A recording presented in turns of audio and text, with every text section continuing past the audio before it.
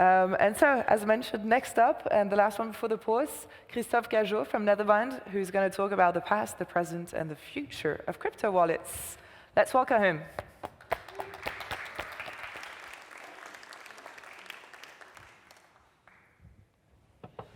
Hey guys. So yeah, welcome. I'm Kristof, and I'm working at Nethermind as a product manager and researcher.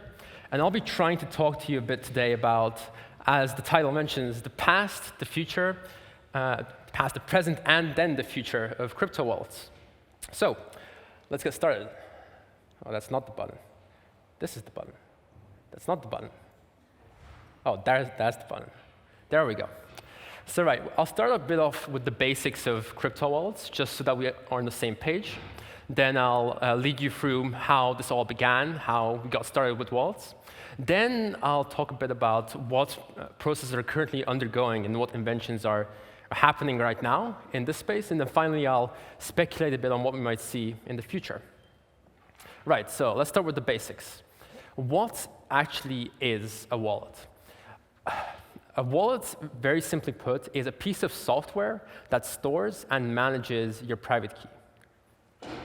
How does a wallet work?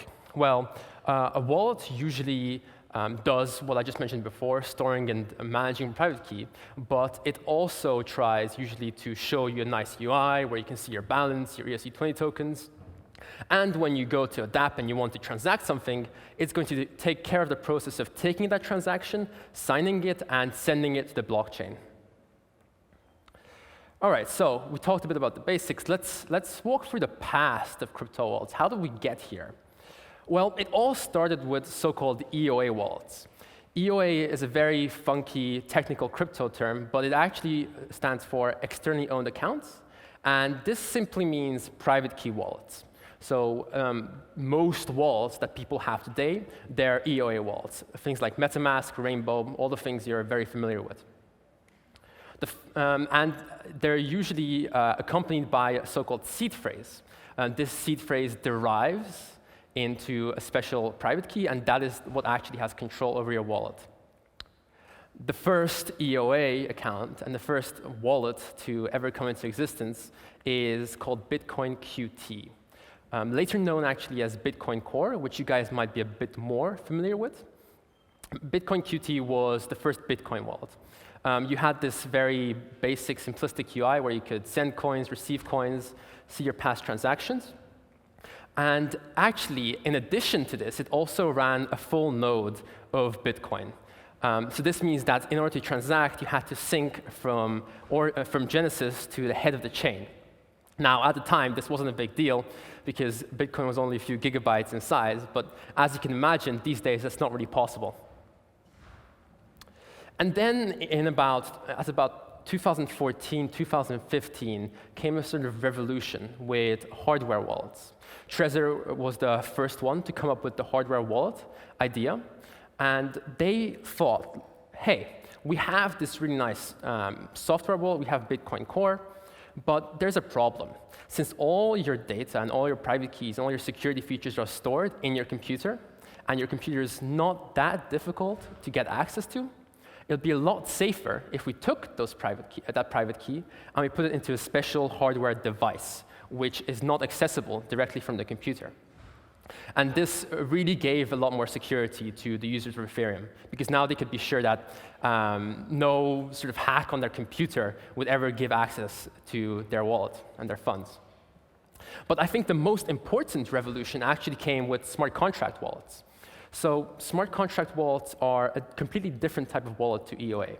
Instead of your account being controlled by your private key, it is instead controlled by the code of the smart contracts. Now, going back to the start when I said wallets are pieces of software that manage your private key, well, yeah, I lied. So probably the most popular type of smart contract wallet is the multisig. The multisig is a special piece of code where no one private key actually has access to transact on behalf of you. Instead, it is spread out over multiple signing keys. So for example, I might have 3 signing keys in my multisig wallet. I might have one on my phone. I might have one on my computer. And then say I might have one in a safe somewhere in the bank, right? And I say that, OK, for me to be able to transact, at least 2 of these free private keys are going to have to come together. What this means is that even if I lose my phone or my phone is stolen, I can still just go to my laptop and I can go to my bank to get my private key, and my wallet is still safe. Now, this led to a lot more security, and this is actually the type of model most treasuries use. Just going back to that bit, for example, the Ethereum Foundation uses a 4 out of 7 security model for their multisig, right? So they have 7 keys, and 4 people out of those 7 have to come together to make a transaction on behalf of the foundation. The other type of smart contract wallet that is very popular these days is the social recovery wallet. This works a little differently. Instead of having free, say, signing keys that all have the same power, we designate one controlling key. And this controlling key has access to normal features of the account, like making small transactions, doing swaps, but it also nominates so-called guardians. These guardians are entities with admin control over your account. And the way it works is that if enough guardians come together, they are able to swap out who has the controlling private key. So say I had my phone, and my phone contained this controlling key, and I decided to nominate 3 of my friends to be my guardians. If, say, 2 of them came together, they could swap out which phone, i.e. which private key, has access to my funds. This is great because you don't need to go to every one of your friends to ask them for permission to transact. You can simply use your wallet as you would wish normally, unless you're making a large transaction. And whenever you're in trouble, then you can reach out to your guardians. Right. So we talked a bit about the current, the lead up to what we have now. What kind of wallets were invented, EOAs and smart contracts. But let's talk a bit about what we're seeing now, what developments are being made as of this moment. I would say the largest development that's being made right now is to do with account abstraction. This is another fancy crypto term, but actually just means moving Ethereum away from externally owned accounts and moving them towards smart contract accounts, trying to level the playing field between them. The reason this is a problem is that right now, smart contracts cannot initiate transactions. Only private key controlled accounts can. And how are we trying to solve this? Well, we have this EIP that was co-authored by Nethermind, OpenGSN, and Vitalik called EIP 4337. And it's called Account Abstraction via Entry Point Contract Specification. How does this work? Well, it has a relatively complex system, but to simplify it a bit, instead of using transactions for this type of methodology, we use so-called user operations. These look almost exactly the same as transactions, but they serve a different purpose. So you encode what you want to do with your wallet in these user operations, and you send it to a so-called user operation mempool. This is a mempool that's very similar to the transaction mempool that we all know and love. And here's the interesting part. We actually get a specialized arbitrager, so-called bundler, to take these user operations from the mempool, bundle them into a vanilla Ethereum transaction that's compatible with the current network, and submit this transaction in a normal Ethereum block. Now, why is this cool? This is cool because we don't require any hard forks, any consensus changes to make this happen. This is possible right now on Ethereum. To dig a bit more into how this arbitrager and this bundler actually executes and puts this user operation on chain, here's this very nice diagram by Vitalik. So we deploy an entry point contract on each network. Say, let's take Ethereum in this case. Then the bundler comes along, takes the user operation, and submits it to the entry point contract. This entry point contract is deterministically going to go to the wallet that was specified by the user operation, and it's going to ask the wallet, hey, wallet, we have this user operation. Is this a valid user operation? Will you accept this and will you pay for this? And the wallet decides if yes or no. If it does, then it's going to sign off on it, and it's going to transfer a certain amount which is normally the gas fee, to the bundler in exchange for taking the trouble of taking the user operation and putting it on chain. It's going to go through every single user operation that's being bundled, and then it's going to, after checking all of them, it's going to execute each one of them one by one, doing whatever the user operation asked the wallet to do in the first place. Right, so why is this cool? Why is account abstraction cool, and why is EIP 4337 cool? Well, first of all, it's just more secure wallets, right? We've talked before, EOAs are very difficult and very UX unfriendly. You wouldn't expect your grandma to store her life savings on 12 words on a piece of paper, after all. So instead of using simple private keys which have admin access to your account, we use specialized wallets where you can define exactly what sort of access conditions you want. Second of all, it allows for multi-operations. We all know the pain of going with your MetaMask and trying to make a swap and having to do 2 separate transactions, one to approve and then one to actually trade your funds, right?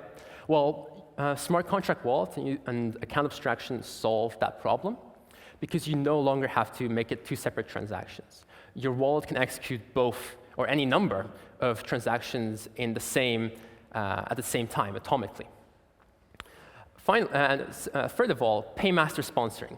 Now, I didn't actually touch on what paymasters are in EIP 4337 yet, but to explain, they are basically parties who are able to sponsor user operations on behalf of the user. So, for example, say there is a dApp that's coming along, and it wants to sponsor the first 10 transactions the user makes in order to get more volume, more people using it. So it can create a special smart contract that is going to sign and pay for the first 10 user operations of each user. Now, this is a great way for dApps and any other parties really to get adoption. It can also be used for other use cases like, say, paying for transactions off-chain with a credit card. But it's a really important part of account abstraction because you no longer have to have ETH in your account to transact. You can have any ERC20 token, or you can have no token and just have an agreement with the paymaster that you're going to settle somehow in the near future. Fourth of all, custom signature and verification schemes. Right now, Ethereum uses a so-called verification scheme called ECDSA. There's nothing inherently wrong about ECDSA, but it's just one of the signature schemes that we can use, right? There's a lot more, probably some better ones that already exist. And since you're able to customly define the verification of your user operation for your smart contract, you can verify it in any way that's allowed in Solidity. So for example, we can already move Ethereum to quantum-safe signature algorithms without even having to make a hard fork. How cool is that? And finally, very related to the EIP, it's a universal interface, right? So if you adopt this interface for your smart contract that is compatible with this EIP, you'll get access to a network of paymasters, a network of bundlers. You will no longer have to run your own relayer system if you're a smart contract wallet. And you might say, okay, well, this is a nice idea, but it's not live yet, there's nothing happening, why would I want to join? Well, actually, there's already a growing ecosystem of projects that are building on top of this EIP. We already have wallets that are adopting it. We have paymasters that are being developed to be used by dApps, and we already have networks of bundlers, which are bundling user operations as we speak. So it's a really good time to start looking into the EIP and start looking into how your dApp and how your wallet can get comfortable with this. All right, so we've talked a bit about the past, present, but let's talk about what crypto wallets at all would look like in the future. So first, and probably most obvious, is that we're going to expect more smart contract wallets in the near future.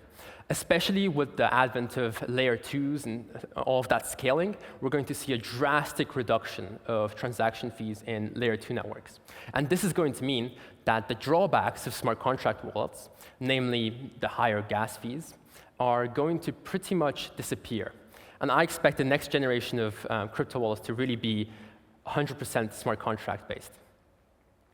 Enshrining of account abstraction. This is an interesting one. As you heard before, EIP 4337 does not require a hard fork. But this has actually a drawback, and that's that all the verification of your smart contracts is done on chain, and that costs gas. So instead, we can try and enshrine account abstraction into the protocol directly. How can we do this? There's two main ways. There's two main things we can do. One is that we can put the so-called entry point smart contract on chain. This is going to mean that we won't have to verify, and we won't have to deal with the user operations on chain, but we can get the clients to do that outside. And second of all, it's trying to turn EOAs into smart contracts directly. This is really important because one of the many complaints people have about smart contracts is, okay, great, it's a newer system, it works better, but all my funds are in an EOA, and I don't want to migrate my entire system to smart contracts. It's just too much hassle. Well, we got you covered because eventually we're going to try to move Ethereum towards a system where you can convert your EOAs into smart contracts with a special transaction type. There's also another option, which is based on EIP 3074, and this EIP is called EIP 5003. And it leverages this previously mentioned EIP to usurp your EOA and turn it into a smart contract using this very simple, very nice wallet technology. Okay, next is multi-chain abstraction. I'm still not seeing, and I still really expect to see, the abstraction away of the concept of chains for people. Your average person who wants to use a special application probably doesn't care if it's on Optimism or if it's on Arbitrum or Starknet or any other rollup, or if it's on Mainnet or Solana or whatever. They just want to use the application. What this means is that I really expect that it's going to go into the background. Users will be able to select the dApp that they want to use, and the wallet should automatically take care of routing and bridging the required user funds to that chain. Now, this ties in with the next point, which is the elimination of crypto terminology. Most wallets I see today still rely on the user understanding or learning a lot about crypto in order to use their wallet, right? The concepts of gas, the concepts of native tokens, of ETH, of smart contracts, of Ethereum, or of any of these things. Like, I shouldn't have to care if I want to buy coffee on the street. I should just be able to use it as simply as I can use Revolut or Cash App or any of these typical TradFi applications. Right, next one is stateless client integration. This is a bit of a niche one. Stateless clients are clients that we're going to see in the future, which don't hold any of the state of Ethereum, but are still able to get data from the chain in a very reliable and relatively trustless way. When we have these clients, they're going to consume almost no I/O and almost no network data, and almost no storage as well. And what this means is that each wallet will be able to run a stateless client inside the wallet itself. This means we're no longer going to have to rely on centralized RPC providers to get our blockchain data. And this will lead to a larger degree of decentralization in the wallet space. And finally, and probably most controversially from me, I expect, and I think it might be beneficial for wallets to start thinking about an interface to TradFi. Right? This is not to say that all your funds should be stored in a bank account or anything like that. It just means that currently there is no one killer app on blockchains which would get people to completely abandon the current financial system and move over. Right? I expect to see interface between TradFi and crypto, where, say, you might store all your funds on crypto, but whenever you have a friend who doesn't have a crypto wallet, or you want to receive your paycheck from a normal old company which uses checks or whatever, you'll still have access to, say, a bank account or an e-money wallet, which can bridge the gap between these two technologies. And related to this, and related to the UX problem as well, I can also see in the future putting the whole idea of off and on-ramping behind the scenes as well. That is, in my opinion, one of the most UX unfriendly things that we have to do as people who own wallets on Ethereum. Going through the whole process of off and onboarding and off and on-ramping is a pain. All right, so if you're at all interested in smart contract wallets, on account abstraction, crypto wallets, or any of the other things that we're doing at Nethermind, we'd love to hear from you. And yeah, I'm going to open up to any questions now. Thank you so much.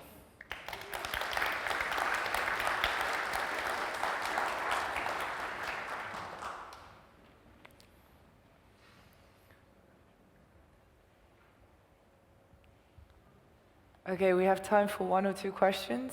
There's one hand over there.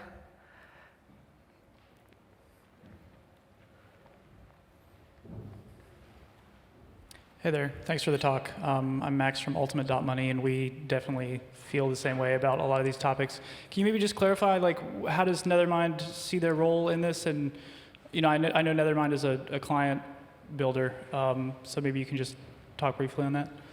Yeah, sure, I can mention that. So building a client is only one of the things that we do. We're actually very involved in lots of other areas of the Ethereum ecosystem. So we do things like smart contract auditing, smart contract development, work a lot with Starknet. So client is only one of the things. But I expect that we're going to definitely be doing lots of research in the future when it comes to account abstraction and crypto wallets. But also, there are lots of opportunities to build, actually, a smart contract wallet that fulfills this future vision that I think Ethereum requires.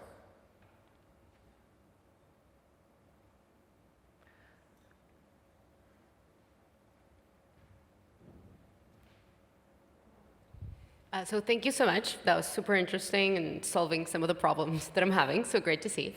But I guess as you were speaking, I was on the rabbit hole looking for the status and sort of where is that, what implementations are there of something like this. And I'm seeing that a lot of the PR submitted to Ethereum Foundation on this topic are either kind of like stagnant or moving, so just love to hear kind of maybe an overview of like the status of where this is at and maybe some implementations that you're seeing from this use case.